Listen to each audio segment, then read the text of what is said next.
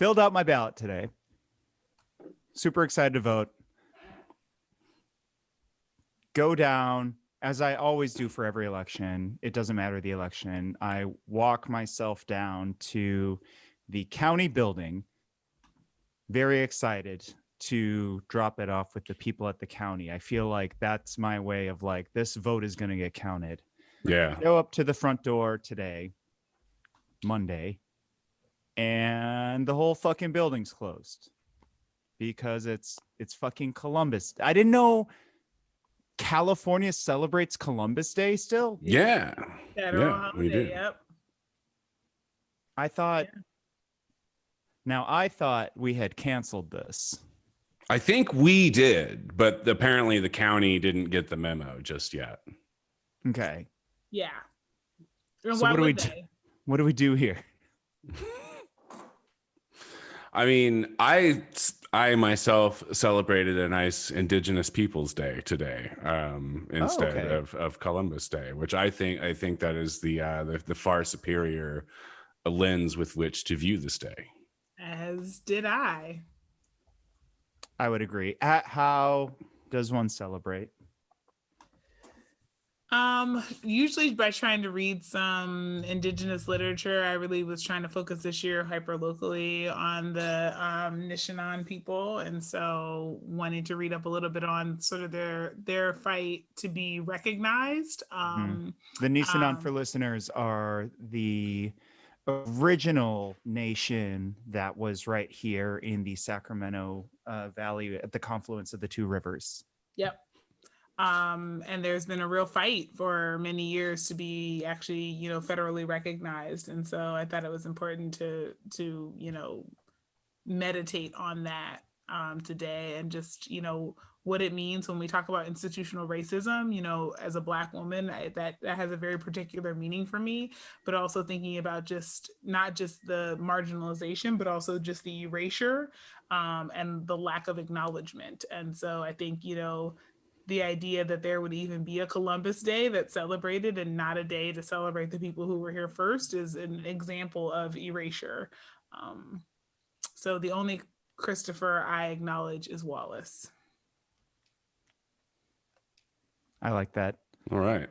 Nisenan and Miwok land as well, right? And Miwok, yes. Okay. I think I live like my literal house is on Nishinan land, so I try to kind of focus attention there. But this general region has both. At least that's my understanding. I'm always trying to learn. So I like that. Well, I mean, 100%. We get rid of Columbus Day. Yep. We probably need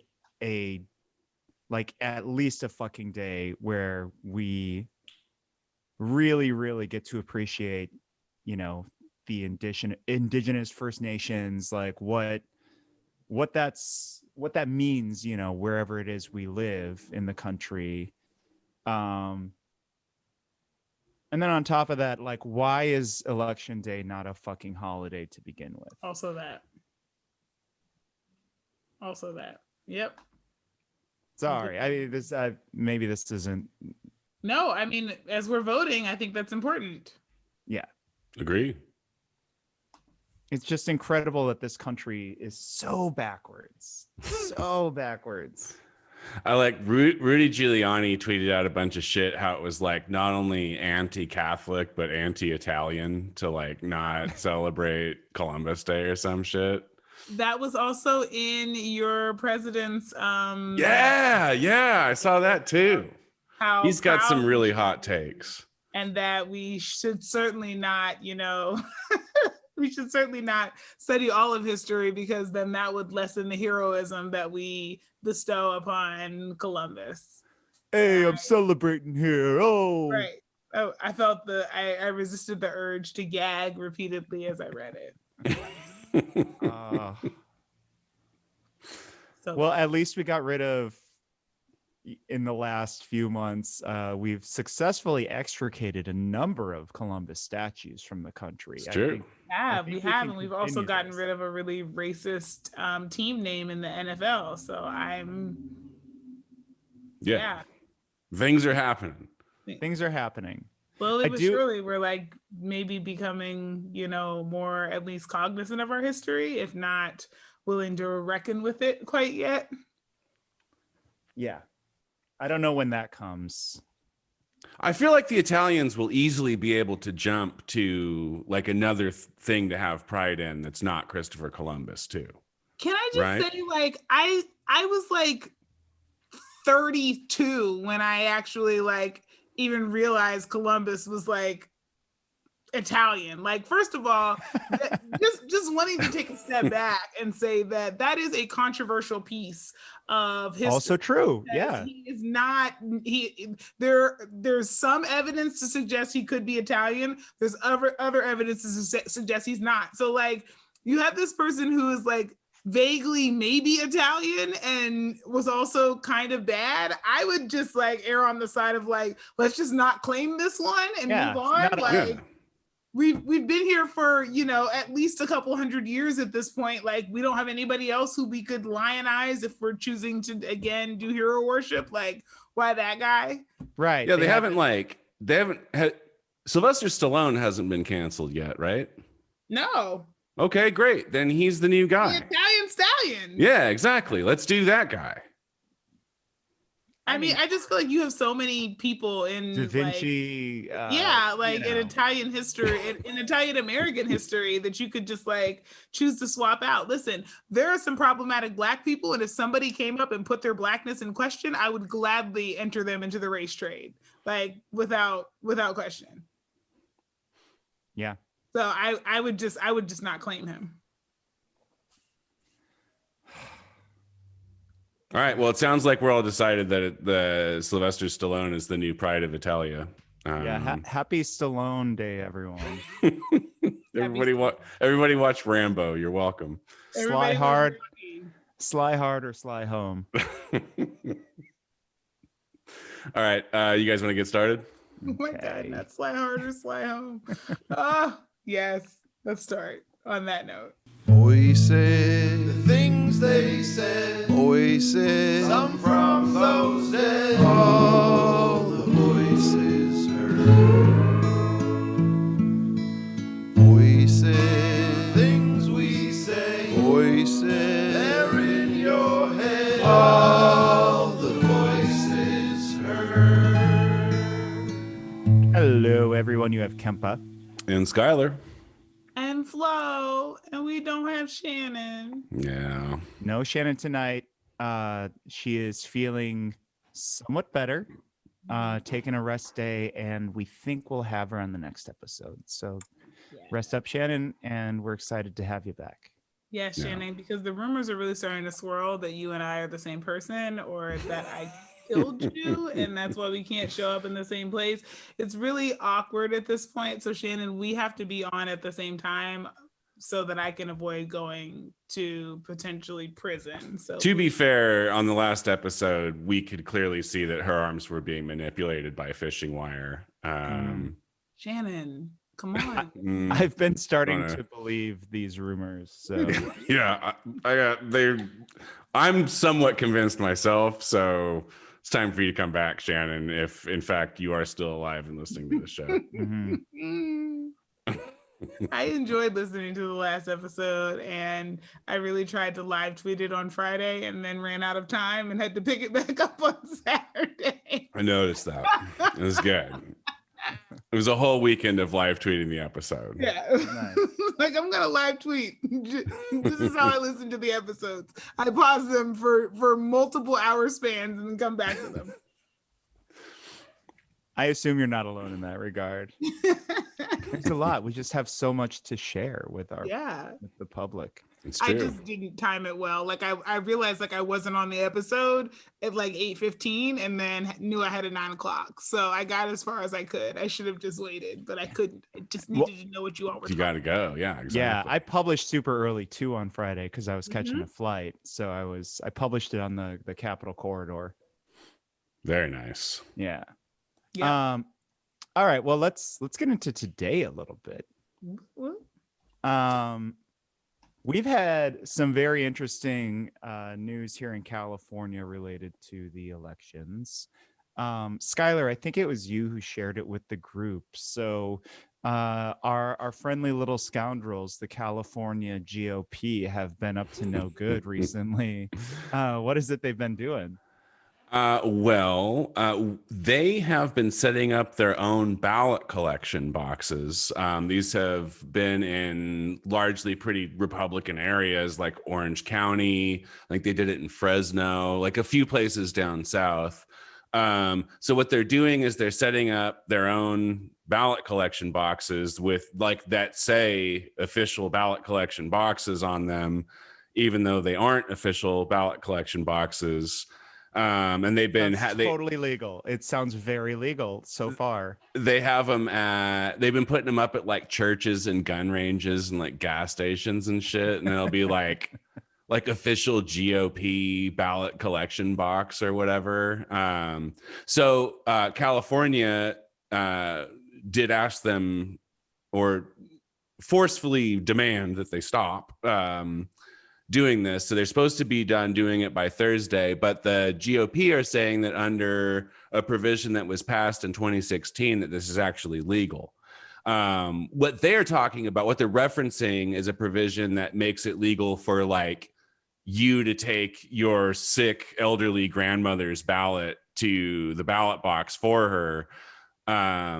Was kind of the way that bill was intended to go, as far as I can surmise.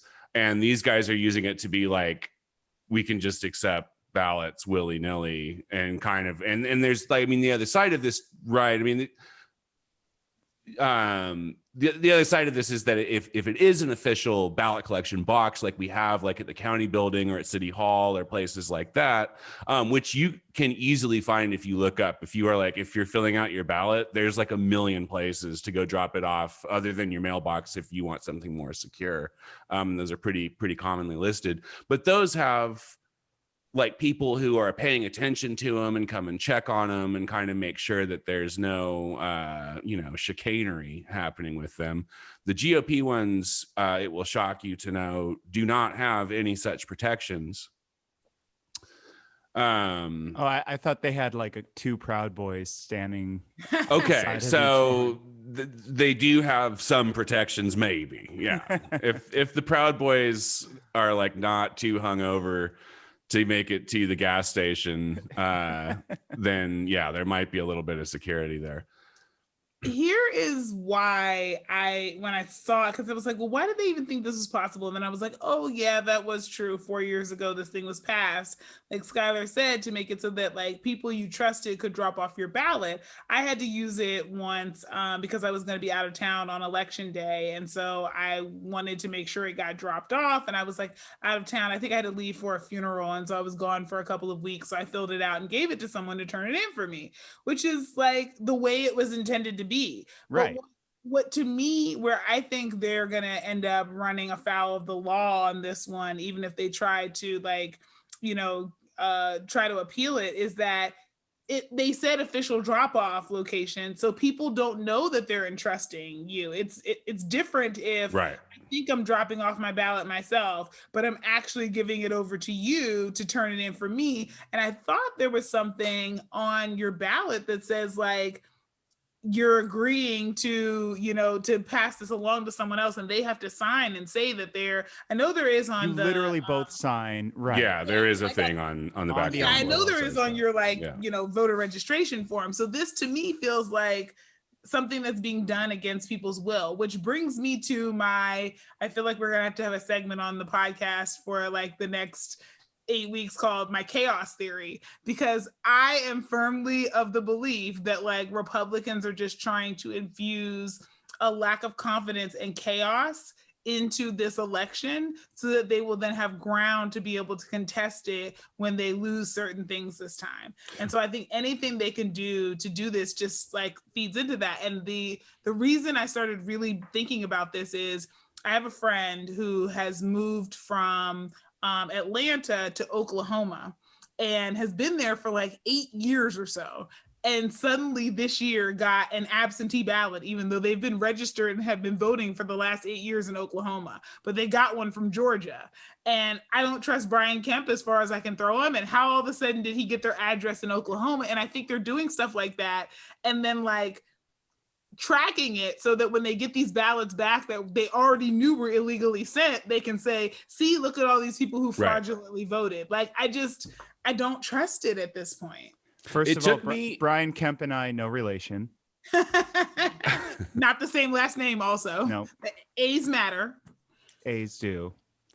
It took me a minute to like wrap my head around it, because my first inclination when I was reading about it is like, because they have these things set up in areas where they're obviously collecting like Republican ballots is what they're looking at getting, right? Mm-hmm. You don't set up like an official GOP ballot collection box at a gun range to like trick libs into putting their shit in your box, right? So that you rip it up and then right.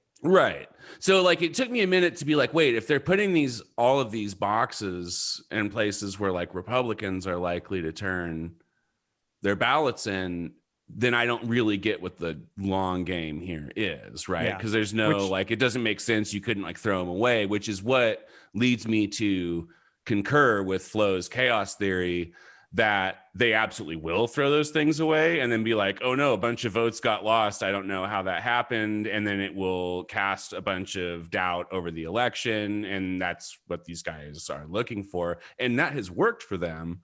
Did you guys see this thing? North Carolina in 2018, a similar thing like this happened. The GOP pulled a bunch of shady shit, took a bunch of votes that they weren't like accepted a bunch of ballots they weren't supposed to accept, lost them. And then so that a creek. Yeah, it might have been in a creek or a river. I don't know. A lot of people are saying there's been a lot of ballots in creeks. So what happened in North Carolina is that they did the election over, and the Republican who had definitely lost, had the ballots all been counted, resigned. So they forced a re-election. The guy resigned. Another Republican snuck in. They had a snuck in on the ticket. They ruled they had to have another primary on a special election. And on the special election, like nobody showed up to vote. And this new Republican took it and was confirmed in 2019. So this is a strategy that works for them. It has worked before, and I suspect that it will work again. And it is like, it really goes to the level. Like it really speaks to how cynical these guys are, because it's an open secret, right, amongst both sides of the aisle that if people show up to vote, Democrats win, right? Yep. And that, like, me, if you listen to the show, you know me well enough to know that I'm not saying that because I fucking love the Democrats, but it's fucking known down both sides of the aisle that if people show out to vote, like if everybody in the country voted, Republicans would never win another race. That's like an open fact that is accepted down both sides of the aisle. It's just at this point in American politics, the GOP is appears to have literally zero problem with just like outwardly rigging shit now, right? And being yes, we're rigging it because we understand that if this goes fairly, we'll lose, and we don't want to lose. I don't think that we can in good conscience say that this is now them openly saying that. I think this has always been their strategy. Fair. That, I just feel like they at least used to act like they were on the up and up. Maybe this is my naive summer child moment, but I feel like the Republicans at least used to like pay lip service to the fact that they were like not just blatant cheaters, and now they don't even do that. Well, I have a couple thoughts on the state level with what they're trying to do here, but I want to stick with this on the national level that you two have gone down first. They and I mentioned this previously on an episode that I don't think Republicans are, as a whole, necessarily fascist. And I think, Skylar, you thought about pushing back on me on that point too, because I wouldn't say Republicans as a whole are fascists. What I was going to push back on is that I do believe that there are a fair number of Republican electeds who are straight up fascists. Yeah, I'd agree with that too.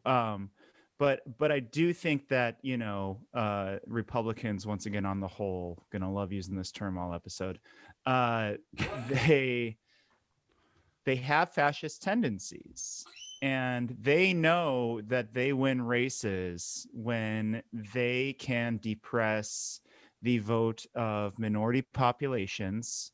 And they do that through a number of means. One just being like, hey, here's one voting place for, you know, 200,000 people in this black region of the state. And it's open for 4 hours in the middle of the night on a Wednesday. Yeah. Or, you know, the systemic issue, the process that was basically done in the South and is continued today throughout the country of, we will arrest you, tell you you're a felon, and you will never vote again type thing. So things like that, once you start to bring it to not to mention logical, gerrymandering, which is like a gigantic piece of that puzzle. Also true. Like, I mean, that comes down to representation as well, which, like, you know, the Senate is not a representative system. The Electoral College is not one person, one vote. It's not a representative system. Republicans benefit from this by having a minority of the population's opinions be represented, you know, on our national level. I think it's all intertwined, you know, and I think it's all very well connected. So I think you're both right there. Yeah.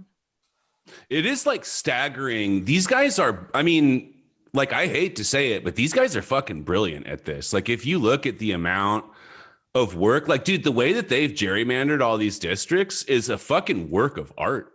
It really is incredible, and like not obviously not respectable, but like fuck, man, a lot of really like intricate, intensive work has been done by these guys to like keep elections from being democratic at all costs, and it works for them. Yeah. Like, we live in a country where they're like vastly outnumbered, and like their policy, like the policy they want is vastly unpopular. There's this old political, but we still do it. There's this old political consultant from the South who died a few years back, and like he gave everything to his daughter, and she was going through all of his files, and she found something that basically showed that he was the mastermind in gerrymandering and suppression of the minority vote throughout the US. And like, he created the template for the white supremacist Republican Party to stay in power. Like, it's not even a secret anymore. Right. Can I get to the California side again? Yeah. Because I think there's like something funny here, that it's a little bit different of a dynamic with Republicans and Democrats in California, because Democrats run everything here. Yep. And Republicans have no power here. And something about what we're watching, you know, the Republicans do in places like Orange County and a couple other close races, areas where they're putting these quote unquote official ballot boxes in, they're sort of just trolling. Like, I don't know how much they think they'll actually succeed. What they're doing is I guess, let me just, like, in the context of this state, right? We live in a state where we have a supermajority of both a Senate and an Assembly. Every single statewide office, from governor all the way down to, I don't know, is comptroller elected? I don't know. Like just every statewide office, as well as every statewide senator. It's all Democrats. Republicans have not held a statewide office in I don't even know how long. And it's not going to happen again anytime soon. Again, the state's percentage of Democrats to Republicans it's about like 44-45% Democrats are registered voters. Of 44-45% of registered voters are Democrats. Something about 25% of registered voters are Republicans. That's a 20-point difference. And then another 25%, which is basically like equal to Republicans. It's a little bit lower right now, which it always is around presidential years, is no party preference voters. Like, this is how badly Republicans are losing, to the point that like the capitalists don't like to put money into California. If they do, they they sort of put it sideways to business friendly Democrats. It's just they're bleeding money, and then the Democrats have all this money to run with. All of this is to say that I don't know how much these Republicans who are sort of just doing this trolling with these boxes feel like they're going to do. I think they're just really mad with the 2016 law, which the 2016 law, it's just opened it up where it's like, it doesn't have to be somebody literally in your household who has to send it in, which is like, that's kind of common sense, right? California is a voter enfranchisement state. We've been going this direction the last couple years. Like, they want to open it up so more people can vote, even if they can't leave their home. So it's like your neighbor can go do it for you, right? Right. But when they see that, they in their head are like, oh, that's voter fraud. That's ballot harvesting, right? That's the word they always use. So it's them sort of trolling to try and raise the alarm on that, to both of your point, to try and delegitimize the California voting process. Right. Well, and it's very much in line with the way that the Republicans do a lot of their business these days, which is to like identify something as a problem, like voter fraud or election fraud, and then perpetrate that thing themselves, and then turn around and be like, see, this is a serious problem we all have to worry about, right? Like, I mean, the most obvious version of this is the Republican line of like, you know, oh, keep government out of things. Government just fucks everything up. And then the Republicans proceed to just fuck everything up and be like, see, it's all fucked up. The government sucks, you know. See, we're the government and we really fucked this. Yeah, exactly. Right. So they are the kings of being like, hey, this thing sucks, and then doing that thing, and then being like, see, this is really terrible. We have to call the whole thing off or whatever, you know. And 100%, like, I mean, like, obviously anything could happen in between now and November 3rd, and it's way, way, way too early to like call it. But unless like Biden either suffers a heart attack or like walks out in front of a microphone and says the N-word, both of which are like not off the fucking table, if like with this dude. But if he can hold it together better than that until November 3rd, it's looking pretty good for him right now, right? And not really because of anything he's doing. It's because Trump is fucking up so badly. Left and right. There's probably a point of no return, because how many ballots have been cast already? like there's going to be a just place about 10 million so far. Yeah. Yeah, there's going to be a point where even if that happens, right, the die is cast. To people actually having like still time to vote is probably, it probably doesn't matter. Assuming, of course, that this race isn't super close, which I am heartened by the polls that Dave has been sharing with me. But I have not yet relinquished my prediction from 2016, which is that Donald Trump is a two-term president. But I am going to revisit that next Tuesday.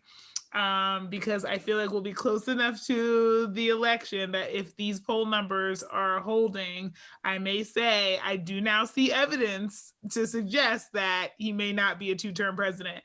Admittedly, though, I am adding to my caveat again, not that I wanted to be right then, because I was hoping I was wrong. What a great way to be wrong, right? I would so love to be wrong on this. Like, this is a time where I will brag about how wrong I was and how glad I am to have been wrong. But there is always a part of me that is just wondering, and to, Dave and I have had this conversation both here as well as offline about, are people lying about their votes or anything like that? I don't even know if it's that. I just always wonder, with polling on something like this, are the people who are sampled actually representative? And that's just an issue that always comes up, right? And so just a methodology issue. right, I mean, you're always going to have that question unless you're Mhm. doing a census where you count everybody. Right. And so I always wonder how representative are the people who are actually, included in the poll, and how then big the margin of error could be based on that. So Sure. there's a little part of me that is going to hold my breath, just because I think America likes Donald Trump in a way that might seem surprising if you had a more favorable opinion of America. But it's not that surprising to me. And so I'm actually more surprised that we haven't had a Donald Trump-like figure earlier in our history, to more blatantly just sort of like, completely sidestep all of the like even ceremonial grace that we often display. It's really surprising to me that this hasn't happened at a time where we were far more like wild west, we do what we want kind of thing. Like that, the fact that we've had so much decorum at the top of the off is actually surprising. I think Bush 2 was the time. That's the last time we were like, wow, we have gone off the rails. Right. We had no idea. We had no idea. We could go. We had no idea just how far off the rails this train could go. Yeah. And we're really finding out. And maybe it can go further. Yeah. I was going to say, don't even act like this is the far end of the spectrum. We got no fucking idea what's coming. Literally, I legitimately, legitimately fully expect, I'm going to call it right now, 2028 is going to be the libs being like, look, I don't want to vote for Mitt Romney for Democratic nominee either, but it's either him or it's David Duke. And David Duke will be a disaster for this country. Look, we don't like Mitt Romney either. We want to see Medicare for all and the Green New Deal too, but it's not the time for a protest vote. And then after that, we'll be, I don't know, fucking Trump Jr. will run as a Democrat and we'll get bullied into voting for him. We'll have 100-year-old Noam Chomsky who only knows 4 words, and those words are blue no matter who. And it'll be great. I can't. No, they'll just they won't even need him anymore. They'll just put this wax statue of him in a rocking chair, and it just goes, vote blue no matter who. Vote blue no matter who. What is that? Surprised at your take on this, because there's an optimism in you that expects that the country will still be around in 8 years. Now it's 2028. That's the best case scenario, right? As a sweet summer child, I'm really surprised by that, because I am definitely prepared for the Civil War to happen sometime between now and 2024 for sure. Like, I just don't see how we continue on. And, Dave, we were in another chat earlier today with our NELP class, and Dave was like, so what's your path? Like, why do you see this? How does this go? How does this pan out? Yeah. And I was like, I think it's a repeat of history. I think the South secedes from the Union if Biden wins, right? And I'm actually now more convinced that a Biden win leads to us having a civil war than a Trump win does, because I think the people who are upset and I don't think they win the Civil War, but I think that they definitely try to secede from the Union. I think there is a strong I think we polarize, and I think Chaim said it best, that I think we're at a place now where, we may not be able to come back together because the separation and the divides are so deep. And that actually doesn't make me sad, because I think that some of these divides were some of the unity was artificially contrived, right? Oh, it was totally. We were together because we were all brainwashed under a very 90s. Yeah, not and very ethnocentric version of history, and a lot of dogma. And I think the internet as bad as it can be in some ways, has also democratized in some ways the spread of information and allowed more people to actually have access to counter narratives that have taken hold. And that can be also bad when those counter narratives are entirely fake news, which which brings us to our present moment, right? But I think that there are like, I don't think that, you know, a person alive, you know, 60 years ago had nearly the access to like how much they were lied to in school that we do now, right? And so I think this was bound to happen with more information. Yeah, you know, the term we kept using over the summer during the Floyd protests was the reckoning, and I think something like that would be the reckoning in full, in actuality, right? I think one other thing that you know, you brought up like the South seceding. I think Kaim mentioned. I feel bad us bringing this up because it was a private conversation, but like just the fact that there was actually an attempt to kidnap a Democratic governor, you know, in Michigan. Fucking pretty piss poor attempt, man. Yeah, totally. But like it what's interesting to me about that is that I don't think this one falls, and maybe the original Civil War didn't fall along state lines necessarily either, but this is a little more geographic, it feels like, in some ways. I agree with you, Flo, that I don't think they win. I think there's a lot more of us than there are of them. And I just again, and I am no oracle here, so I don't know how the future here. But I'd agree with that sentiment. I also wanted to concede to you. I don't like you saying you think he's a two-term president.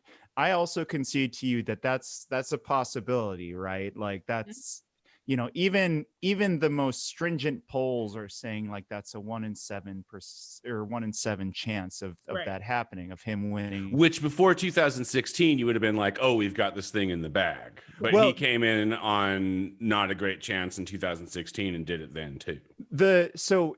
Actually, who I was quoting is 538, and 538 on the day that they voted was they gave her soft boo for 538. Yeah, they gave her. Yeah, I don't enjoy their commentary, but they do have the best, in my opinion, the best system in play. They gave her, I think, 72% chance, and they gave Trump 28%. So 3 in 10 is still a perfectly reasonable possibility, right? You know, and he won. I think 1 in 7 is much less likely, but you know, it's as likely as like, you know, Biden getting 355 electoral votes, also possible, right? Like we don't know who's going to show up on the day of voting, so that's always up in the air. And like I totally like concede that. I totally think that Trump could win. And we also don't know, with all of these states doing vote by mail, exactly, are going to have really strange rules, like you have to have somebody else sign your ballot that people don't follow, and how many of those ballots are going to be thrown out. And so again, I'm not trying to, you know, instill fear in people or like a lack of faith in, you know, in our processes, but I think that there also are just a lot of unknowns going into this. We lost 200,000 people in addition to the chronic diseases and all the other things that killed people this year. Like there's just so much in the way of people's minds and political, just that if you had asked us in early February, we would not be having the same conversation, right? No, so yeah, right. Yeah, I think this is also a wild card year, and I think predictions are hard to make, not just because our politics has changed so much in the last 4 years, but also because our literal day-to-day lives have changed so much in the last 8 months. I think another thing to like, I mean, again, like Flo said, not to like, I'm not trying to fearmonger, but another thing to kind of like be ready for and be on the lookout for is with all the mail-in ballots, like there's a really good chance that the night of the election, we don't know who did it. So there's a pretty good chance, I mean, or not a pretty good chance, but there is a chance night of the election, say that it looks like Trump has won. And then a month down the road, after we get all the ballots counted and figure it out, then we've realized that Joe Biden has won the election. Like I can tell you right now how that's going to fucking go down. Right. With that Trump. Undermines confidence because right. Exactly. And having an answer on election night. And it's been 20 years since we didn't have an answer on election night. Right. So like, we were discussing this today in the group chat as well, right? And kind of what I was saying is the question is less if Biden wins. It's still a question. It's possible that he doesn't, but I think more of the question is how Biden wins. And if his tipping point state is a state that demands 3 weeks of vote counting, that creates much more room for Trump to create chaos. Can you imagine what Trump could do in 3 weeks with like one state being the tipping point and it's up in the air? You know what we saw in 2000? We saw Bush pull it off in 2 weeks, and he stole an election. Yeah, but unlike then, his opponent was like, okay, I guess I'll go home. Yeah. Right. Well, I mean, I kind of think Biden might do that too. I mean, because it was framed at the time as in the best interest of the peaceful transition of power, right? Right. And so, and that's where, like, when we were talking, just a couple of minutes ago about, what the outcome of the Civil War is, I'm like, I also think it ends up going down the way that the original Civil War went down, which is that the Confederacy got a bunch of early wins because the Union was like, oh, wait, what, we're fighting? Oh, who knew? Do we need troops? Should we get armament? Like, what are we doing here? Like, I do feel like there's a little bit of, we're the goofy, we have the upper hand, but we're goofy about it. And so there's going to be that ramp up period. People are like, are we really going to war? Like, what's happening here? Well, unlike then, though, we have the internet now. Right. So like information travels a lot faster. Like you're not hearing about like, the battle of whatever, like 2 weeks after it's happened now. Fair. And that's another unknown. It's like we have not had a domestic war while the internet has existed. Is that going to be the thing that causes all the social media, platforms to finally decide they're going to like, put some real regulations around what can be shared? Like, who knows how this plays out? Well, you guys saw there was that Fash dude that got shot by the Pinkertons, right? Some alt-right dude got shot by private security, turned out to be like a Pinkerton dude or whatever. And so now the line with the alt-right is that the Pinkertons are Antifa. I cannot imagine. What if we get capital on the side of the far left? What does that even fucking look like? I don't know.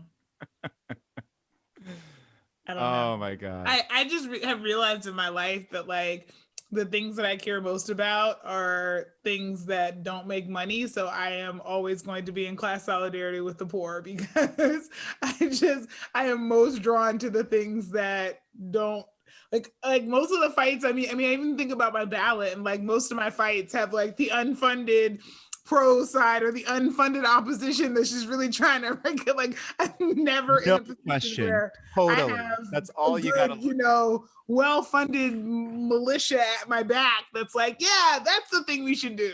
It's always a fight. Yeah.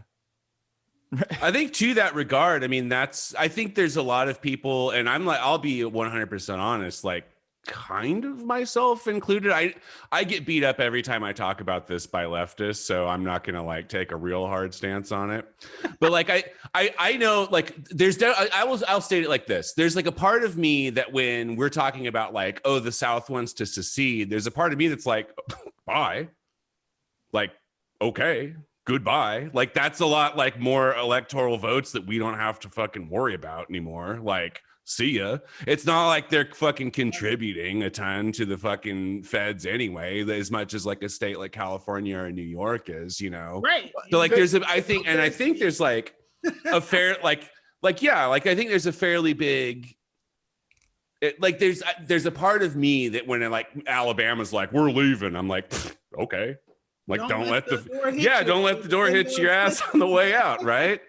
But I think the biggest counterpoint to that is exactly what you said, is that even though these are red states, and even though a lot of these people are kind of brainwashed Trump alt-right psychos, it's still I think there still has to be, I think like the country, the goose is officially cooked when there is no class solidarity between poor folks in blue states and poor folks in red states. And I think that is the line and that gets, expands to a global level too. Exactly. Right. Exactly. And I think that's got to be the bottom line, right? Is that you can't let like the people in Alabama are poor because they're being preyed upon by the same people who are keeping their boots on our necks, and to just let them walk off and like be sacrificed to that is shitty praxis. Right. Well, and then on top of that, the racism too, like,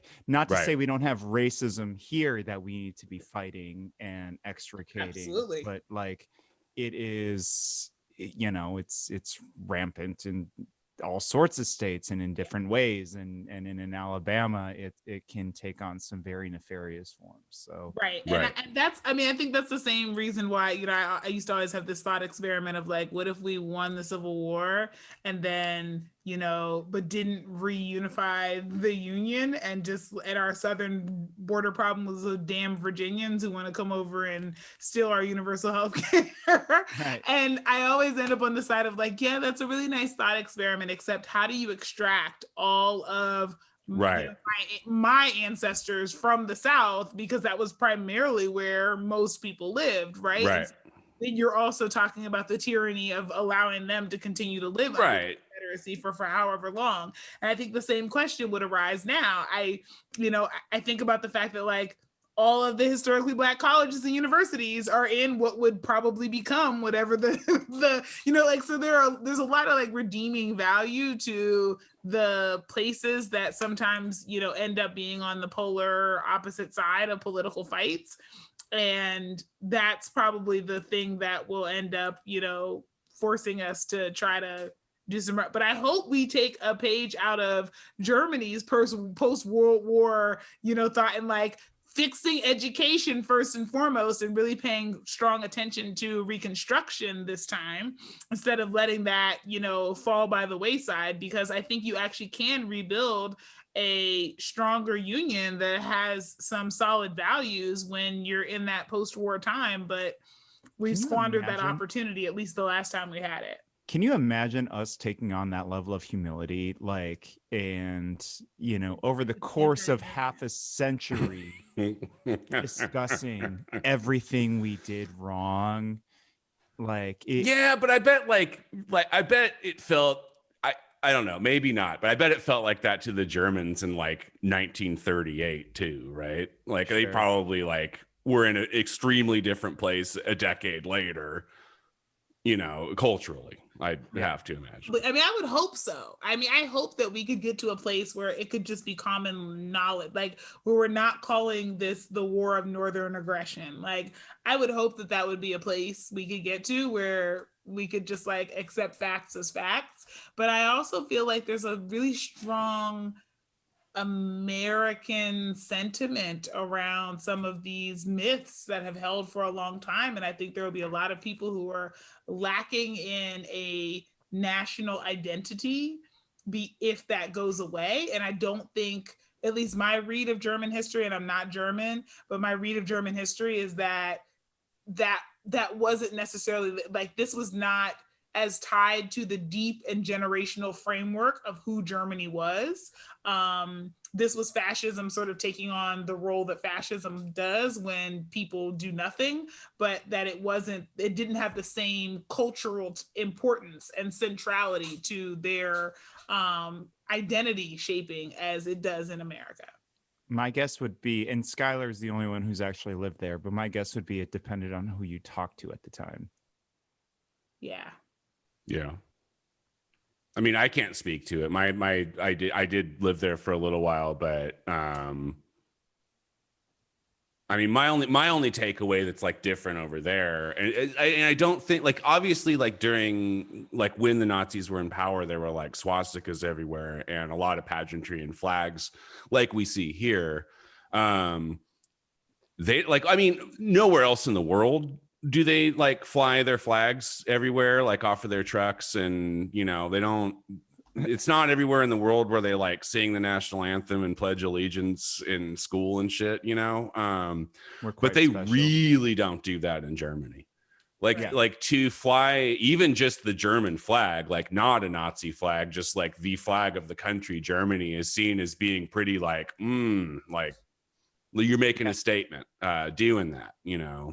I remember in my 20s traveling abroad and like talking with Germans about their history, and they were very sort of, I don't know, almost timid about it, and like, okay, what are your thoughts on it, you know, and I'd rather not. And another thing is, to your point, Skylar, is they were startled a little bit by the way that we convey our nationalism. When I was over there, we had just gone to war in Iraq, so this was like 2003. So it was like I kind of had some solidarity with them, you know. It was like, hey, like, your country did a whole bunch of fucked up shit. Mine's doing it right now. Like, let's talk about it, you know. Absolutely. So I kind of had that. It was a little easier for them to talk to me about it, I think, when I was over there. Yeah. Well, and it wasn't until Germany won the World Cup that people like legitimately even felt comfortable to like wave a flag even. Like, this is not a thing that has been a thing since World War II. Right. It's just a wild dichotomy, Germany today compared to the United States today, and I think the pledging allegiance to our flag that is compulsory that we give children to do in our schools, that's the one that really just blows my mind. Yeah, I do think, though, I think it's true that like looking at where Germany is basically living in a Star Trek utopia in comparison to the US today, right? So like, absolutely, the best case scenario is that a bunch of fucked up shit happens here. There is some sort of reconstruction. We do have a national reckoning, like a reckoning around like, okay, we at least need to be able to agree on like that the truth is the truth, and that like yeah, there's always going to be conspiracy people, but like those guys shouldn't hold elected office. Like that should be people who live in the mountains by themselves and are real weird. It's fine. That's where those conspiracy guys belong, not in the White House, right? Mm-hmm. And if we can like agree on that and get there, then I don't know, like who knows? Maybe we might yet see the Mitt Romney David Duke race of 2028, you know, as a nation. Please don't. Like this feels a little too Simpsons-esque to me, of like Donald Trump will be president one day, ha! And it's like, no, really. Oh no, I believe that will happen. Like 100%. Like if Joe Biden wins, 100% in 4 to 8 years, we are looking at somebody way worse than Trump and like somebody worse than Biden as a Democrat running against them. And the race will be too important. And the cultural moment we're in will be too much for us to be able to vote our way out of that. It's not the time to do that. We have to fall in line behind this fucking shit sandwich so that the giant douche doesn't win. Will not accept. I'm rebuking you. I'm throwing holy water. I'm all of the things. I don't know. I won't do it. That's where we'll be 4 to 8 years from now. Mark my words. No, Skylar. No. Well, just no. I don't want that. I don't want that. I want no parts of that.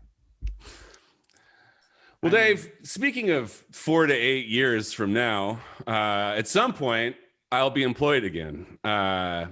It hasn't happened yet, though. So in the meantime, what I've been doing, as you can plainly see, is trawling through the internet, looking into the cracks and crevasses in search of perfect takes. I'm like the Indiana Jones of Twitter, gallivanting about and cracking whips at only the finest takes around. Also, like Indiana Jones, there's Nazis there sometimes. The internet. Right, exactly. Oh my gosh. So my question to you, because I've been, pretty much I've done the equivalent now of the first, second, third, and regrettably, I will admit, even the fourth Indiana Jones. They keep talking about a fifth one. I don't know if that's going to happen, but I literally basically, didn't know there was a fourth one, and I would have been happy never. Yeah. Don't forget I said that. There isn't a fourth one. I'm making that up. Do not look that up. Yeah, you'll be happy. You're like the friends telling me to never watch anything beyond the original 3 Star Wars, like, and I won't. Yeah, Flo, you got a Star Wars take. I want to hear Flo's Star Wars take. they're not wrong, but I would say that you could just skip episode 1 in general. Like, so I would watch 4, 5, 2, 3, and then 6, and you could skip episode 1 because nothing useful happens there, and you'll be fine. I call it the machete version, where you just cut off the head and just, yeah. So the offensive Jar Jar Binks one we don't do. Well, I mean, It's worth it just to see that, honestly. Like, just to behold Jar Jar Binks and be like, enough people, from like the writers who wrote this guy to the animators to the director to all the producers who signed off on this, all of them saw this character and were like, sick. Yeah, green light, go with this. It's worth it to watch it just for that. Just to really understand that. It's really hard because of these like major gaps in technology that happen. So like from a production standpoint, like episodes 1, 2, 3, and now 7, 8, 9 are way better than 4, 5, and 6. But from a storyline perspective, it's not just nostalgia. 4, 5, and 6 are dope. So that's the hard part. It's like when you watch episode 4, especially if you start there, you're like, oh snap, this was 40 some years ago. Right. And the new ones at least have the like what you're expecting in technology, so they're not quite as jarring. Oh, okay. 4, 5, 2, 3, 6, and then it's optional if you want to watch 7, 8, 9. 4, 5, 2, 3, 6. I've never heard that before. Yeah, it's part of the fun of being a Star Wars fan. Yeah. Okay. Yeah. That's very fuck. Okay, Flo, maybe I'm gonna watch this. I gotta say, I wasn't expecting to hear that take on Star Wars from you. That is a perfect take, I would say, on the Star Wars saga in general. I would also agree with that. The first trilogy, great. First one of the prequels is just like fucking take some acid and watch the Muppets or something. It'll be the same experience. The next 2 of the prequels are watchable. They're bad, but they're watchable. And then the new ones are like, I mean, if you're hungover and you're like on the couch watching movies, they're fine. Did you not know how much of a Star Wars nerd she is, dude? Like, I guess I didn't. Flo has a very famous public health speech on Anakin, I believe it is, right? Mm-hmm. Yeah. And on how he has things that happen in his childhood that really predetermined the trauma that would lead him down to his path towards darkness. Like, she's done this these speeches on a national level. I can see why. They're very accessible. It very much, and most people have seen them, so it adds this level of like levity to a very challenging topic usually to talk about. So I love to start with it. You know what nobody's talking about? Yeah, let's get back into 4. the Oh, okay. Nobody's wrapping that up into speeches, and there's a reason for it, Dave. Just forget I said anything. Okay, so I stick away from that one. Yeah. All right. But to your question on all the crevasses and trenches out there that are really the pitfalls, even few and far between as far as perfect takes go. I have the crack that is replete to the brim. Well, it's not a crevasse, it's not a trench. It's not a quarry. It's a crack, and this crack is filled to the brim with perfect takes. To the brim, you say? Filled to the brim. I like the sound of that. And this crack is tucked away between a couple cheeks in the internet called voicesrivercity.com. Love it. Love how you did that. Voicesrivercity.com has been around for a little over 3 years. It started out with the news and arts coverage, truth to power essays, a bit of comedy, a lot of other weird things too. If you just poke through, there's some really fun and weird stuff throughout the history of Voices. We also do the Follows the Money project. Shout out to Saxnark, who's really done all the work this year on that. Incredible guy, incredible work. And then, currently our current iteration is sort of circling around the podcast, which I'm really proud of, and I hope you the rest of you are too. We get a lot of feedback on every episode, positive and negative, so I think that means that we are doing something. Right.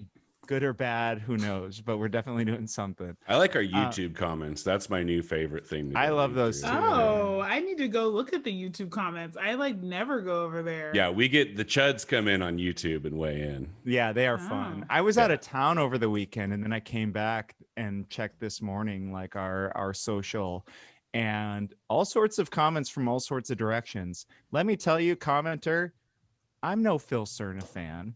I agree with you. He's not perfect. When did we say he was perfect? I said he was not so perfect tape. I think I said he was a goodie as far as Dem versus Republican on the board goes. So no, Okay. I agree. I don't think he's a goodie. What Dave thought the microphone was off and said something to the effect of Phil Cerna is a perfect specimen of a human being in every way, I think. Yeah, but the microphone was not off. So it's the Howard Chan defense. Phil is my father. Okay. I'll say it again. I love Phil like my own father. Okay. So check out Sack Follows the Money Project. We are also on social media, Facebook, Voices River City, Twitter and Instagram at Voices River City. Follow the Instagram. It's always very funny. That's all Skylar. We are on YouTube if you want to look at our little faces, Voices River City. Subscribe, smash that like button, hit that other button in the face. How many buttons are I don't know. We are on Patreon, patreon.com/voicesrivercity. Help support us, help us do what we like to do, and it will mean a lot to us. I am on Twitter at Kempo, YOUKNOWKEMPA. I am Guillotine for You. That's Guillotine, the number 4, YOU. And I am at Flojaune, FLOJAUNE, and Shannon is at Shan ND Stevens. All right. Well, hey, we almost never do this, and it always occurs to me while I'm editing the episode to do this, but I wanted to take just like 10 seconds. If you are a Patreon subscriber and if you are a patron of ours, for any amount, I really wanted to take the time and say thank you. It really does mean a lot to us. It keeps us going. It's very much appreciated, and I just don't feel like maybe we say it enough. And yeah, that's it. Totally Thank agree. you. You're doing, you're really helping us out. It means the world. You don't have to do it, and you do, and it's really phenomenal. Yeah. Absolutely. Thank So I guess in that vein, whether or not you are a patron of the show, either way, we love you and we want you to stay safe. Stay sane. Stay healthy. And stay the fuck away from me. All right. Bye.